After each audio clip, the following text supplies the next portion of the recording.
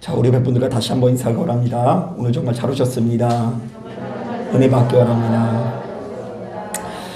이번 시간에는 옆에 분들과 한 번 더 인사하기 원합니다. 여러분, 이제 명절이 시작되는 거 아시죠?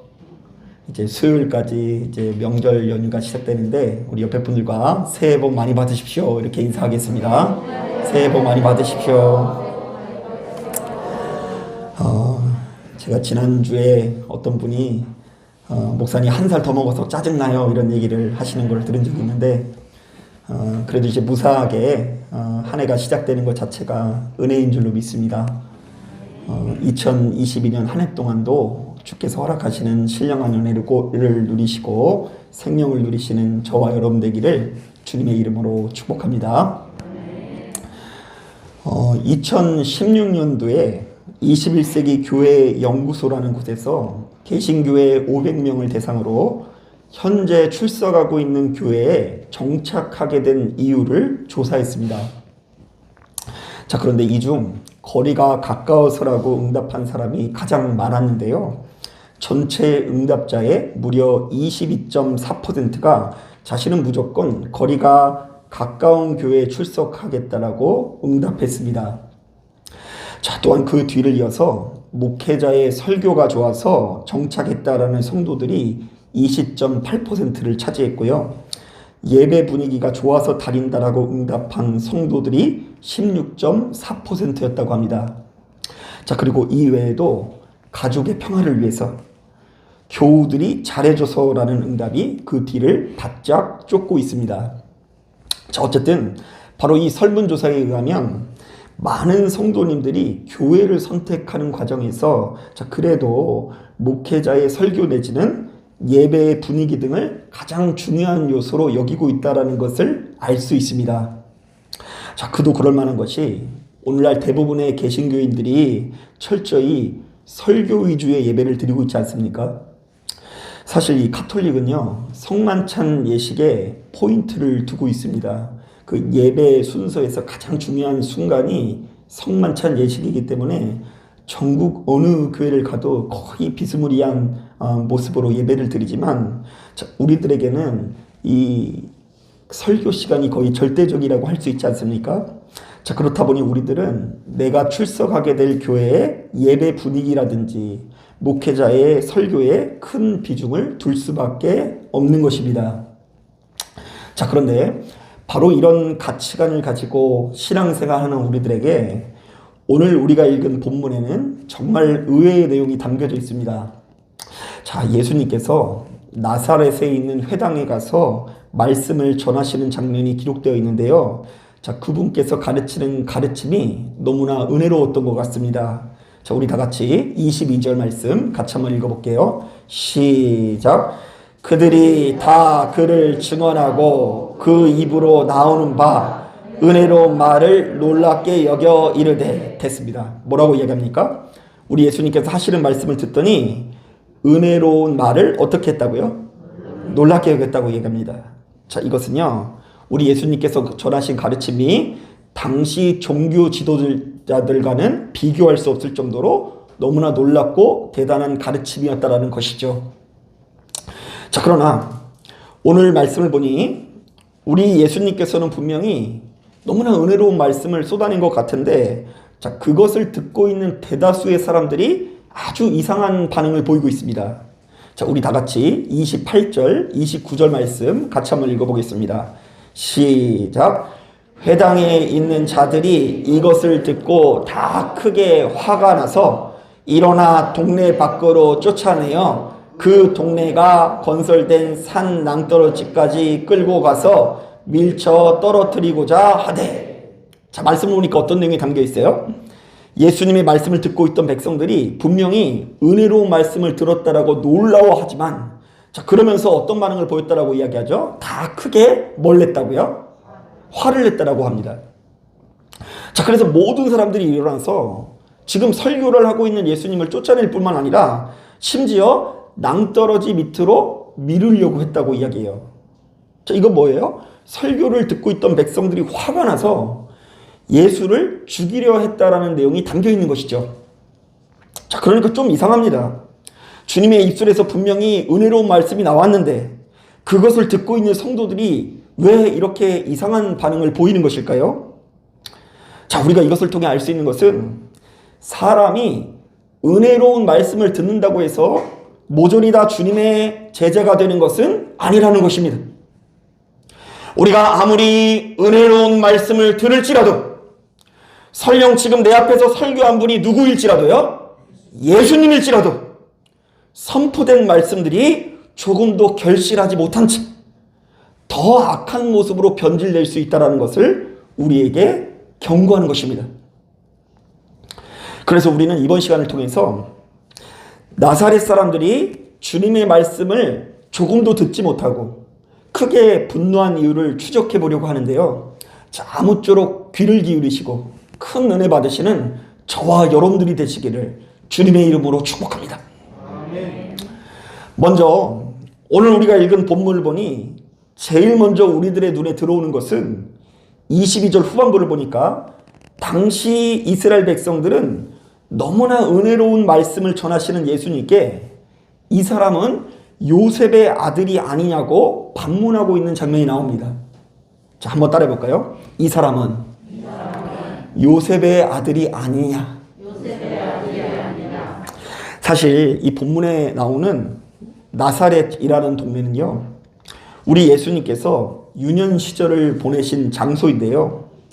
자, 그렇다 보니 그 지역의 사람들은 예수님의 성장 과정을 누구보다 잘 알고 있는 사람들이었습니다. 자, 그러니까 예수께서 어린 시절의 모습은 어땠는지, 또한 그분의 가족들과 부모들의 세세한 삶의 스토리를 너무나 잘 알고 있었다는 것입니다.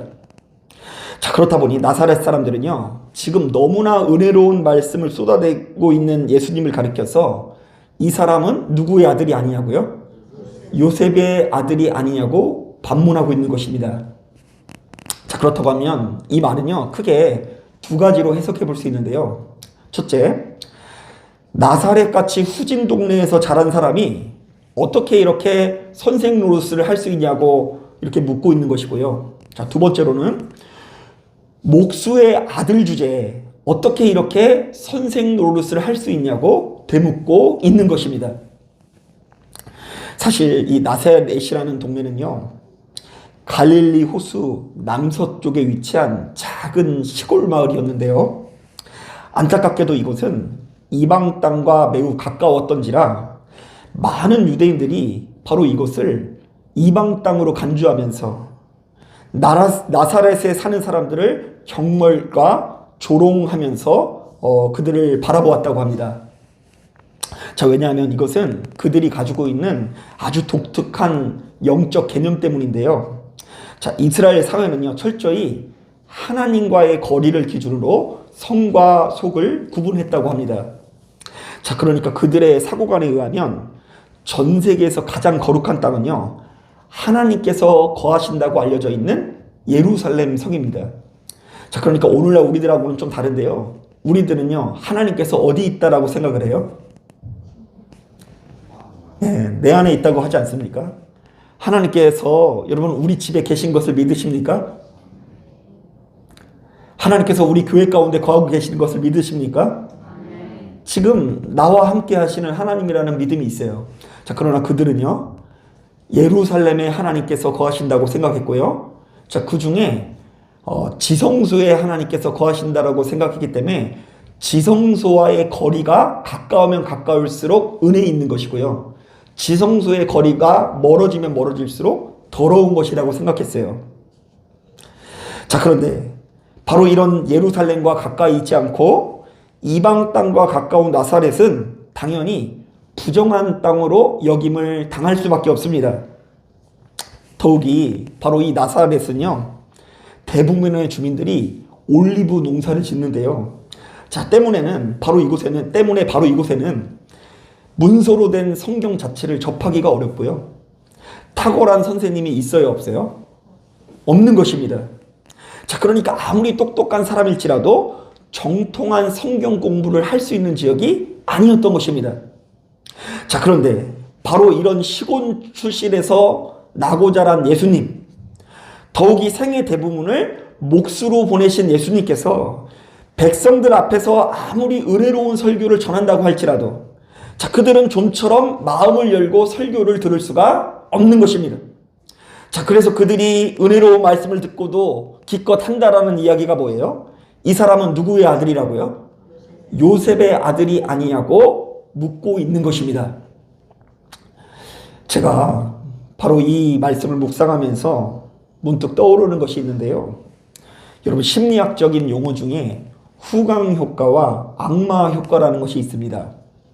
자, 바로 이것은 한 대상의 두드러진 특징이 그 대상의 다른 특징을 평가하는데도 큰 영향을 미친다라는 현상인데요. 자, 예를 들면 어떤 사람이 춤을 너무나 잘 추는 거예요. 뭐 요즘 TV 보면은 막 춤 잘 추는 여자들 막 나와서 막 춤추잖아요.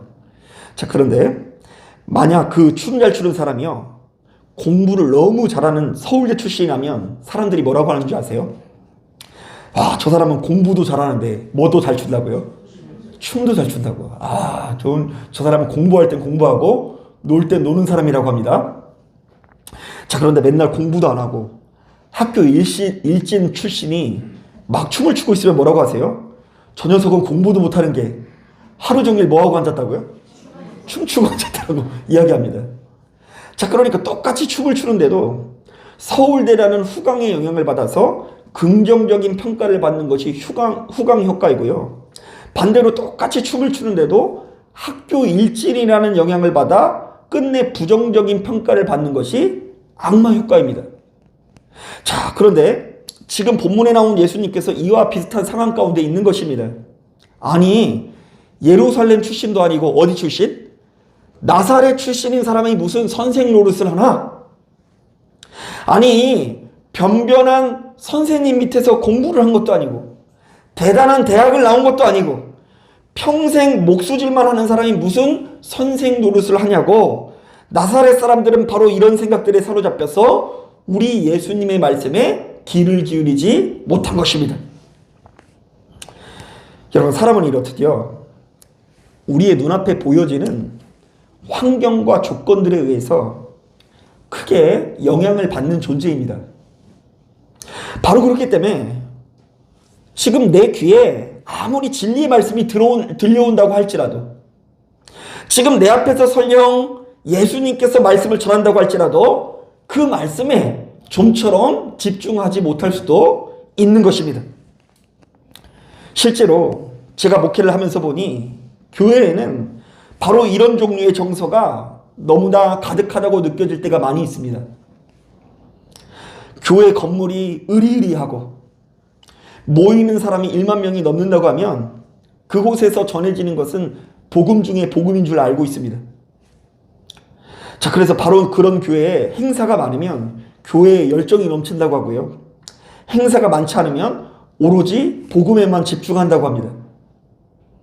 또한 누군가가 세상에서 엄청나게 성공해서 한강변이 보이는 큰 집에 살고 고급 외제차를 타고 다니면 그 사람은 묻지도 따지지도 않고 뭐 있는 사람이요? 은혜에 있는 사람으로 여긴다라는 것입니다. 제가 이런 점에서 누가복음 7장을 읽다가 웃은 적이 있는데요. 누가복음 7장을 보면 로마의 백부장이 우리 예수님께 찾아와서 자신의 종을 치유해달라고 청원합니다. 여러분, 이 백부장 어디에 속한 관리예요? 로마에 속한 관리입니다. 자, 이스라엘 입장에서는 거의 원수에 해당된다고 할 수 있습니다. 자, 그런데 놀랍게도 유대인들의 장로들이 찾아와서 바로 이 백부장을 지지하는 발언을 합니다. 예수님, 당신이 이 백부장의 부탁을 들어주는 것이 합당합니다. 여러분, 참 의외죠? 로마라고 하면 길길이 날뛰던 유대 장로들이 바로 이 백부장 앞에서 이상한 태도를 보이고 있는 것입니다. 자, 그런데 그 뒤에 나와 있는 말씀을 보면 그 이유를 알 수 있는데요. 제가 한번 읽어볼게요. 그가 우리 민족을 사랑하고 또한 우리를 위하여 회당을 지었나이다. 한번 따라해볼까요? 그가 우리를 위하여 회당을 지었나이다. 자, 로마의 백부장이 자신을 위해서 회당을 지어주니까 그 뒤로부터는 무조건적으로 이 백부장에게 호의적인 태도를 보이는 것입니다. 우리를 위해 회당을 지어줬으니 그 사람은 믿음이 좋은 사람이고, 우리를 위해 회당을 지어줬으니 그는 응답을 받아야 한다는 것입니다. 사랑하는 여러분, 그러나 우리가 눈앞에 보이는 환경과 조건들에 지나치게 지배를 받으면 도리어 우리의 눈과 귀가 멀어질 수 있다는 것을 기억해야 합니다. 우리가 이 세상에서 왕노릇하는 성공과 출세의 관점에서, 환경과 조건의 관점에서만 세상을 바라보고 지배당하는 사람이라면 우리는 우리도 모르는 사이에 망하는 길로 갈 수밖에 없다는 것을 기억하시고, 눈앞에 보여지는 것을 초월하는 삶을 사시는 저와 여러분들 되기를 주님의 이름으로 축복합니다. 그래서요, 로마서 8장 24절을 보면 제가 좋아하는 말씀 중에 이런 말씀이 있어요. 자, 우리 한번 따라해 볼까요? 우리가 소망으로 구원을 얻었음에 보이는 소망이 소망이 아니니 보는 것을 누가 바라리요. 그러니까 너무 보려고 하시면 안 돼요. 보이지 않지만 하나님께서 허락하시는 소망을 가지고 생명을 누리시는 저와 여러분들 되기를 주님의 이름으로 축복합니다. 그런가 하면 오늘 우리가 읽은 이 본문을 묵상해 보면 우리의 눈에 들어오는 또 한 가지 내용이 있는데요. 예수께서 거듭해서 유대인들이 아니라 이방인들을 인정하시는 내용이 담겨져 있습니다. 자, 우리 다 같이 25절, 26절 말씀 같이 한번 읽어보겠습니다. 시작. 내가 참으로 너희에게 이르노니 엘리야 시대에 하늘이 3년 6개월간 닫히어 온 땅에 큰 흉년이 들었을 때에 이스라엘에 많은 과부가 있었으되 엘리야가 그중 한 사람에게도 보내심을 받지 않고 오직 시돈 땅에 있는 사렙다의 한 과부에게 뿐이었으며. 자, 이거요, 열왕기상 17장을 인용하는 말씀인데요. 자, 그 말씀을 보면 엘리야가 자신에게 호의를 베푼 사르밧 과부의 아들을 살려주는 내용이 담겨 있어요. 자, 그런데 바로 이 사르밧 과부는 유대인들이 아니라 이방 여인이었다라는 것을 강조하고 있습니다. 자, 계속해서 27절도 한번 읽어보겠습니다. 시작. 또 선지자 엘리사 때에 이스라엘에 많은 나병 환자가 있었으되 그 중에 한 사람도 깨끗함을 얻지 못하고 오직 수리아 사람 나아만 뿐이었느니라. 자, 이것은요, 열왕기하 5장을 인용하는 말씀인데요. 엘리사가 나아만 장군의 나병을 고쳐주는 이야기가 담겨 있는데, 바로 이렇게 고침을 받는 나아만 장군도 유대인들이 아니라 누구라고요? 이방의 장군이었다라는 것을 강조하고 있어요. 자, 그러니까 지금 예수님께서는요, 이스라엘 백성들의 가장 아픈 곳을 찌르는 것이라고 할 수 있는데요. 왜냐하면 그들은 지금 오로지 우리 하나님에게만 모든 희망과 기대를 걸고 있기 때문입니다. 자, 이스라엘은 지금 최고의 강대국인 로마의 지배를 받고 있는데요. 자, 그런데 아무리 봐도 자신들의 힘으로 로마를 이길 수 있는 방법이 있어요, 없어요? 없는 거예요. 그들은 그야말로 엄청나게 광대한 영토를 소유하고 있습니다. 최첨단의 문명을 이룩하며 가장 높은 수준의 경제력을 소유하고 있습니다.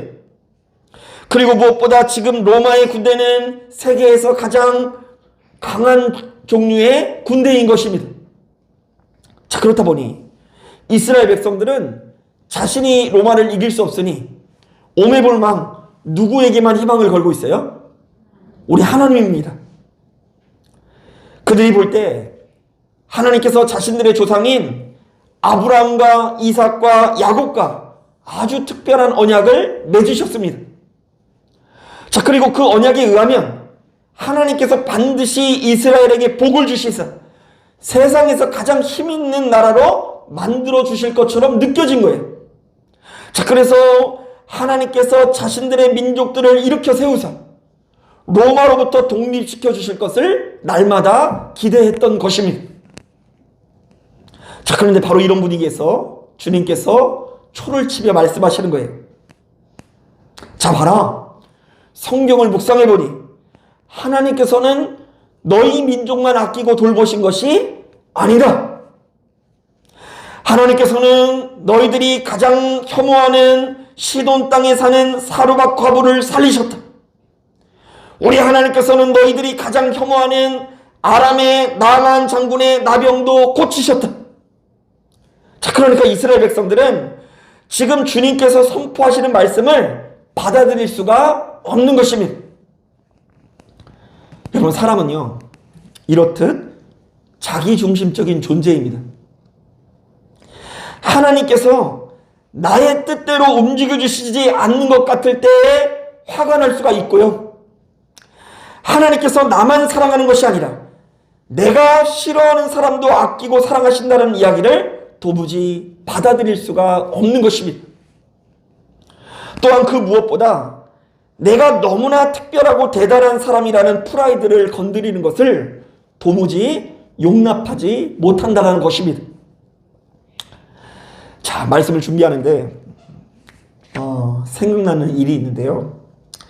제가 이 신학교 다닐 때 기도원에 방문해서 열심히 예배를 드린 다음에 식사를 하다가 옆에 있는 몇몇 사람들이 심하게 다투는 장면을 목격한 적이 있습니다. 자, 워낙에 시간이 흘러서 그분들의 대화의 세부 내용은 기억이 나지 않으나, 자, 그분들이 나눈 대화의 주제는 정확히 기억이 납니다. 자, 바로 누가 더 큰 은사와 능력을 경험했느냐의 대화였습니다. 자, 그래서 한 사람이 자신이 경험한 은사와 능력을 간증하면요, 자, 그것을 듣고 있는 또 다른 사람이 더 큰 은사와 능력을 간증합니다. 자, 그랬더니 그것을 듣고 있는 또 다른 사람이 이번에는 더더욱 큰 은사와 능력을 간증하는 거예요. 자, 그러다 보니 나중에 화가 나야 안 나요? 내가 자꾸 최고라고 그러는데 저 사람이 더 좋은 은사를 경험했다는 거예요. 자, 그러다가 결국 목소리가 높아지더니 서로 간에 막 논쟁이 벌어지더라고요. 여러분, 그런데 잘 생각해 보세요. 자, 지금 분명히 이분들은요, 기도원에 와서 방금 전까지 뭐 한 사람이에요? 기도한 사람이죠. 자, 그리고 지금 대화의 주제가 세상 이야기가 아니라 성령께서 베풀어 주신 은혜에 대해서 이야기하는 것입니다. 자, 그런데 이런 사람들이 왜 그렇게까지 화를 내고 서로 간의 목소리를 높이게 되는 것일까요? 아주 간단합니다. 그 자리에 모여있는 사람들 중에 자신이 최고라는 생각을 가지고 있기 때문입니다. 나보다 다른 사람들에게 더 큰 은혜를 베풀어 주셨다는 것을 용납할 수 없고요. 나보다 다른 사람이 더 큰 능력을 가지고 있다는 것을 도무지 인정할 수가 없었던 것입니다. 자, 우리가 고린도전서 1장 18절을 보면 이런 말씀이 있거든요. 십자가의 도가 멸망하는 자에게는 미련한 것이요 구원을 받는 우리에게는 하나님의 능력이라. 자, 우리 한번 따라해 볼까요? 십자가의 도가 멸망하는 자에게는 미련한 것이요 구원을 받는 우리들에게는 하나님의 능력이라. 여러분, 십자가를 바라보면서 영안의 눈이 뜨인 사람들은요, 어느 누구도 자기 자신을 의롭다고 생각하지 않습니다. 때문에 자신의 공로를 자랑하지 않고요, 다른 사람을 정죄하지 않습니다. 아니, 정죄할 수가 없는 것입니다. 그러나 아직도 우리 주님을 제대로 영접하지 못한 사람은요, 똑같이 십자가를 바라보면서 정말로 진솔한 마음으로 자신을 죄인이라 고백하기가 어려운 것입니다.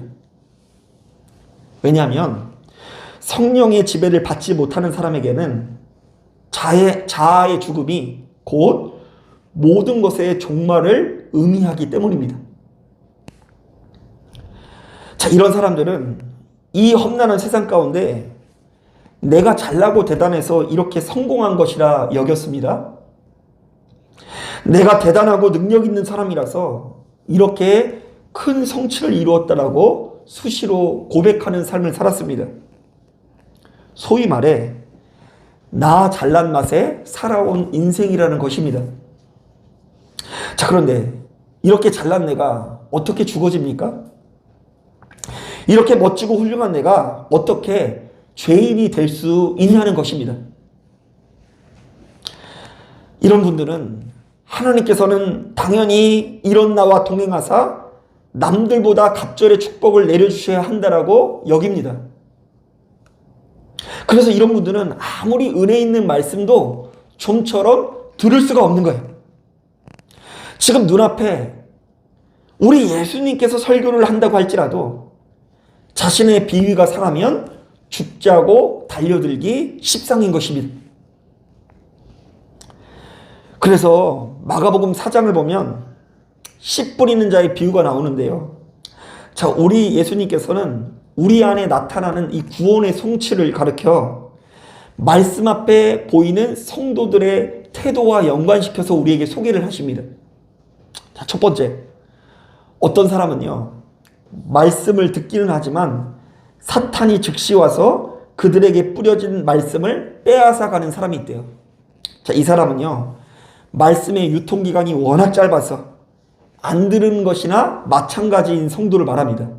자, 말씀이 떨어지는 족족 누가 와서 물어간다고요? 새가 와서 물어나가는 종류의 신앙이 언급되어 있어요. 그런가 하면 두 번째로, 말씀을 듣는 즉시 기쁨으로 받으나 그 속에 뿌리가 없어 잠깐만 견디다가 환난이나 박해가 일어나는 때에는 곧 넘어지는 자가 기록되어 있습니다. 자, 이 사람은요, 듣기는 잘하나 지나치게 감정적이어서 환난과 박해를 이길 정도로 견고하지 못한 성도를 말합니다.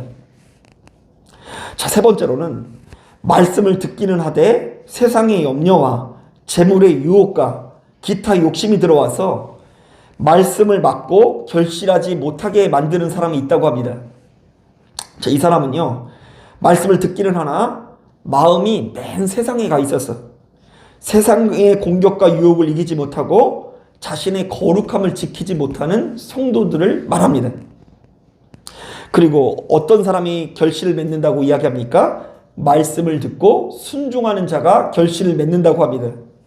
자, 그런 사람만이 말씀이 결실하여 30배, 60배, 100배가 된다라고 기록되어 있어요.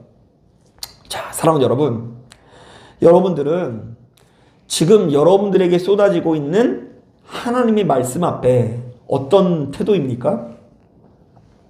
혹시 나의 귀에 거슬리고 내 마음에 안 든다고 해서 매번 얼굴을 붉히고 화만 내고 있는 것은 아닙니까? 감히 나사렛 출신 목수의 아들이 어떻게 나에게 이런 이야기를 할 수 있냐면서 전능자 하나님 앞에 교만한 태도를 보이고 있는 것은 아닙니까?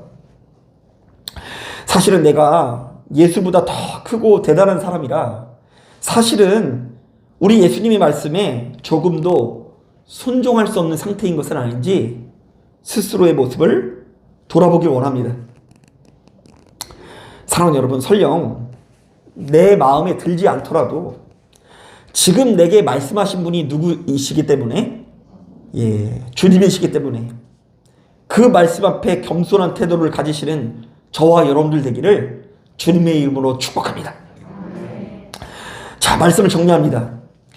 오늘 우리가 읽은 이 본문을 보면 예수께서 나사렛이라는 곳에 가서 복음을 전하시는데, 자, 그곳 사람들이 깜짝 놀랄 만한 은혜로운 말씀을 전했다라고 기록되어 있습니다. 자, 그런데 그들은 좀처럼 복음을 받아들이지 못하고 우리 주님께 끝내 화를 냈다고 하는데요. 자, 그 이유는 크게 두 가지입니다. 첫째, 예수께서 나사렛 출신이기 때문에 그것을 업신여기는 마음이 있었기 때문입니다. 두 번째, 예수께서 이방인들에게도 역사하신 하나님의 은혜와 섭리를 전파하셨기 때문입니다. 사랑하는 여러분, 우리는 이렇듯 눈앞에 놓인 환경과 조건에 치우쳐 하나님의 말씀을 듣지 못하고 업신여기기 마련입니다. 자, 그래서 결국 우리들은 자신이 크다고 여기는 것이 복음인 거예요. 한번 따라해 볼까요? 내 눈에 좋아 보이는 것이 복음이다. 그래서 하나님의 말씀 없이, 예배 없이, 기도 없이 살 수 없는 사람들에게는요, 그게 복음이고요. 따지고 보면 돈이 제일 귀해서 나에게 돈을 가져다 주는 직장이, 사장님이 더 귀하다고 여기시는 분은 그게 복음이에요. 그래서 다른 것을 복음으로 여기기 때문에 하나님의 말씀에 귀를 기울일 수가 없는 것입니다. 또한 우리는 너무나 자기중심적인 존재이기 때문에 좀처럼 하나님의 말씀에 귀를 기울일 수 없어요. 지금 자신이 얼마나 연약하고 부족한 상태인지를 헤아리질 못해. 그저 주변 사람들이 나를 향해서 믿음이 좋다라고 이야기하는 것만 들을 수 있지, 나 말고 다른 사람들이 더 대단하다고 말하는 그 가르침에 귀를 기울일 수가 없는 것입니다. 사랑하는 여러분, 이것을 기억하시고 십자가 앞에서 자기 자신을 부인하고 지금 나를 위해서 돌아가시는 그 예수님 앞에 정말로 그 십자가 앞에 정직한 모습으로 서서 하나님 말씀에 귀를 기울이시고 끝내 결실할 수 있는 믿음의 성도가 되어주시기를 주님의 이름으로 축복합니다. 자, 기도하겠습니다.